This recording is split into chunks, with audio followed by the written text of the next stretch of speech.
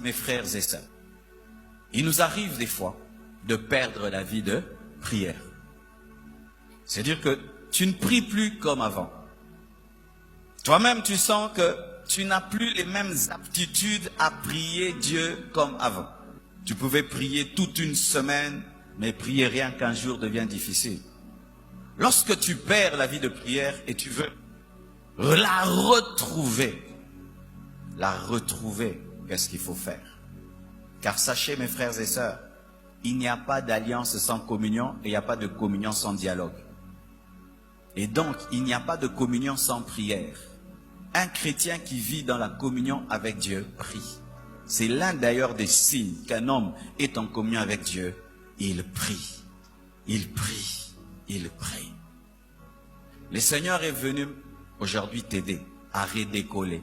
Préparez-vous à redécoller. Alléluia. Voici ce qui arrive. Lorsque tu perds la vie de prière et tu te décides, je dois recommencer à prier. Rassure-toi que tu entres par la porte. La première chose, rassure-toi que tu entres par la porte qui est Jésus. Ce n'est ni par force ni par puissance. Il faudrait que Dieu te fasse grâce et il ne fait grâce qu'en Jésus-Christ. Donc si tu veux reprendre ta vie de prière sans compter sur Jésus, tu vas échouer. Tu vas échouer, c'est pourquoi tu échoues. Et tu échoues, pourquoi? Parce que tu veux entrer là où se trouve l'arche, mais sans passer par la porte du parvis. Seigneur, je ne prie plus. J'ai perdu ma vie de prière, mais je viens au devant de toi au nom de Jésus, restaure-moi.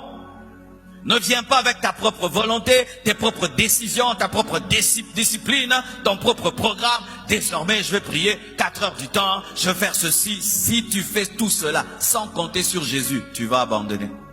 Chaque fois que nous perdons la vie de prière, en soi, nous perdons le chemin de la porte.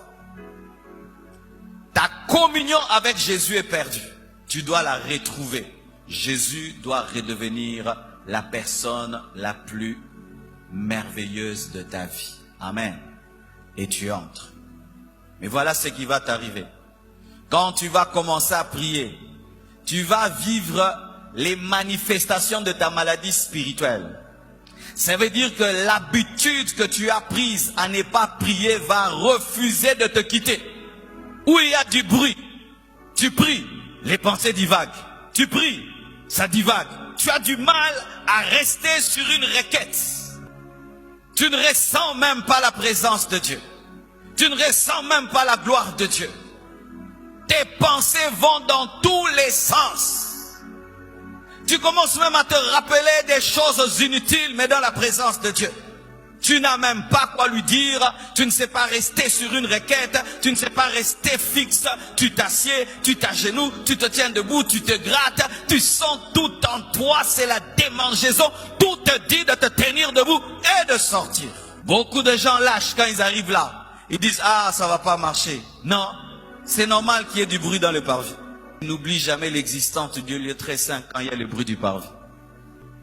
Tu dois résister. Résister. Ton corps te dit arrête. Tu dis je continue. Les pensées vont dans tous les sens. Tu dis je continue. Je ne vais pas lâcher. Et voici une chose qu'il faut faire. Éteignez vos téléphones. Éteins ton téléphone. Ferme la porte. Chasse tout ce qui peut te distraire. Car si tu ne le fais pas, tu vas commencer la prière au parvis. Tu la finiras au parvis. C'est-à-dire tu feras une prière dans laquelle tes pensées n'étaient pas fixes, tu n'avais aucune joie, aucun plaisir dans cette prière. C'était lutte et forcing et forcing et forcing.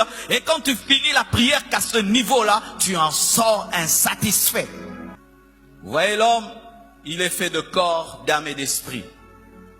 Lorsque tu pries au niveau du parvis, c'est une prière où tu sens ton corps.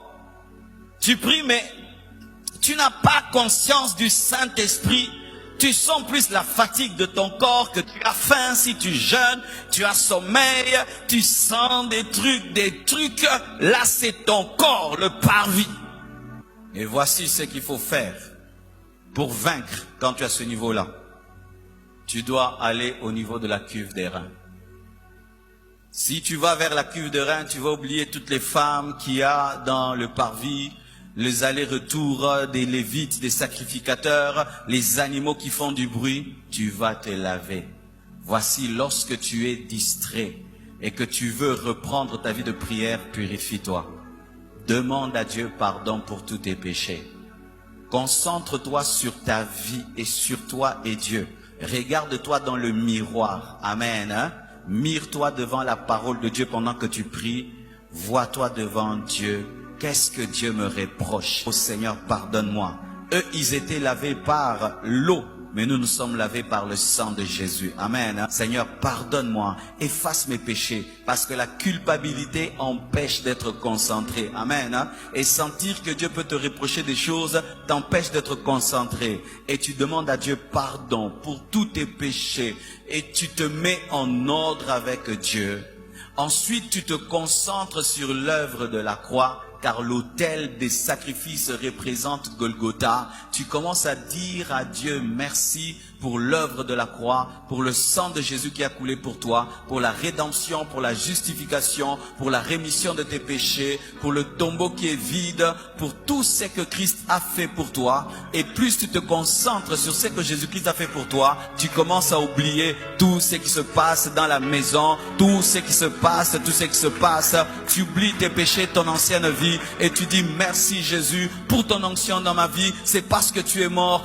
Merci Jésus parce que tu as tout accompli. Tu as dépouillé les autorités, les dominations à la croix. Merci pour Golgotha. Tu es là. Et quand tu vas rester là, du coup, tu vas sentir, tu ne forces plus.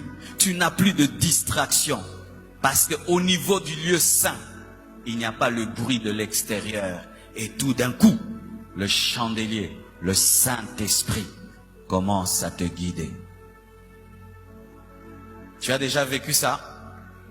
Où tu commences la prière, c'est le forcing, et tu pries même en langue, mais langue en oranzoto, tu pries, et puis même la plupart de nos cultes commencent comme ça. Et ça, tu peux vivre ça dans ta chambre, toi-même dans ta chambre. Mais le problème de beaucoup de chrétiens, c'est quand vous luttez là, le corps vous tient, vous distrait. Vous dites, Amen. Non, continue jusqu'à percer. Et quand tu perces, tu commences à entendre la voix du Saint-Esprit. Le Saint-Esprit commence à te parler.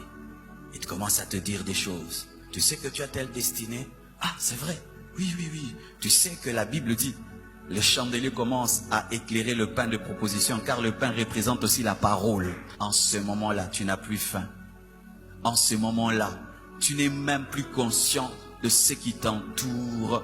En ce moment-là, tu ne forces plus rien. Tu vis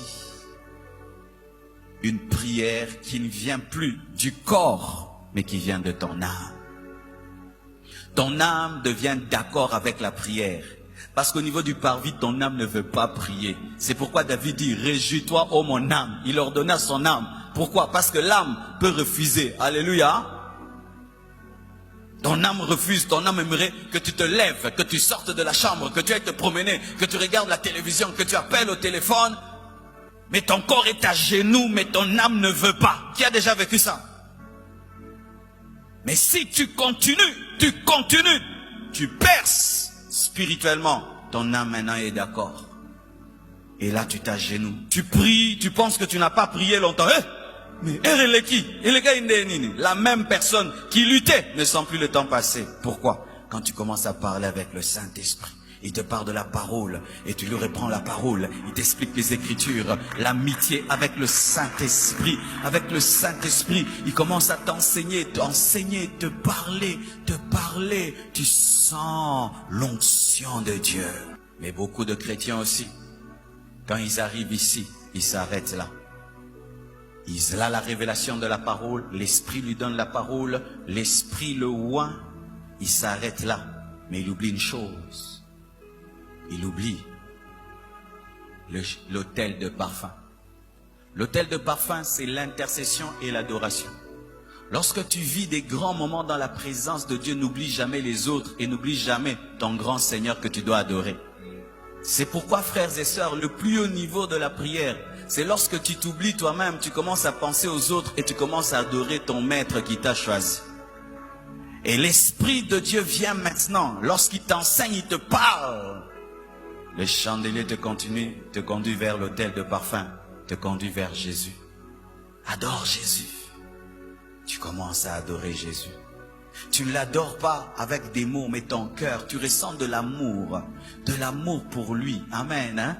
Comme si tu parlais à un homme, tu parlais à une femme, tu ressens quelque chose. Des fois même tu peux être étonné, tu pleures, tu dis, oh nini mona ole laboué. Alléluia. Et c'est comme l'eau. Tu sens des larmes qui coulent de tes yeux. Et il te pousse à intercéder pour les autres. Prie pour ce frère-là. Prie pour cette sœur-là. Le parfum commence à monter. Le parfum, tu commences à intercéder pour les autres. Tu commences à adorer. Tu commences à adorer. Tu commences à intercéder. Tu t'oublies toi-même. Tu t'oublies. Maintenant, ça devient Dieu et les autres. Dieu et les autres. Dieu et les autres. Dieu et les autres. Dieu et les autres. Et tout d'un coup, ta chambre est saturé de la gloire.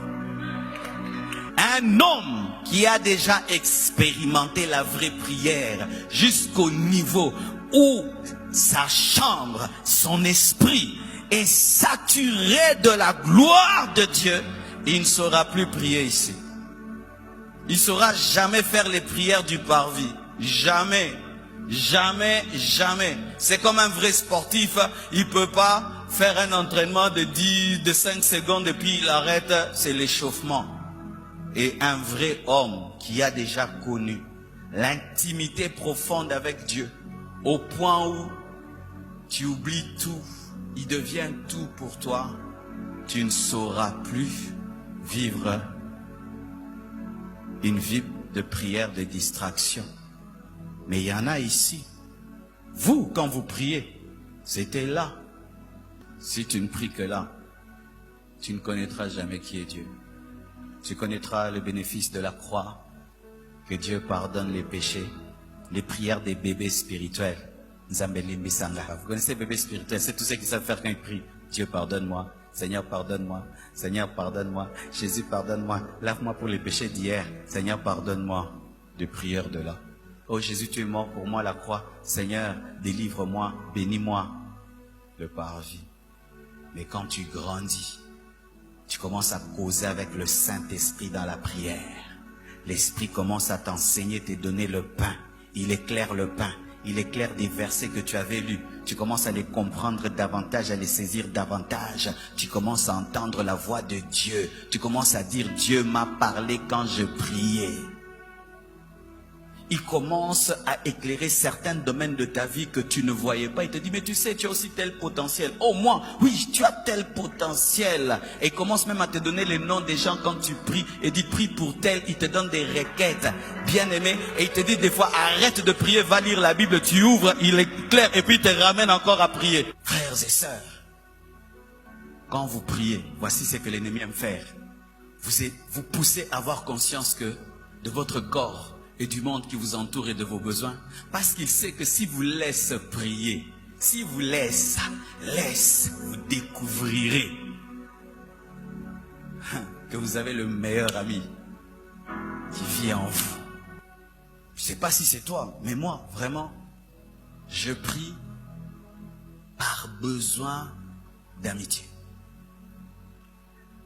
Quand je ne prie pas profondément, je me sens comme si je suis en train de mourir parce que mon ami Jésus, je n'ai pas été trop profond avec lui. Il me manque. Il me manque. Persévère. Le téléphone se radaka. Le bruit entre, tu fermes. Tu es fatigué d'être debout, tu t'agenouilles. Tu es fatigué de t'agenouiller. Tu pries même allongé. Fatigué de t'allonger debout. Dieu voit, cet enfant me cherche. Pouf, l'Esprit de Dieu commence à te parler. L'Esprit de Dieu commence à t'enseigner. L'Esprit de Dieu commence à te révéler les choses. Il commence à te donner des requêtes. Il te pousse dans l'adoration.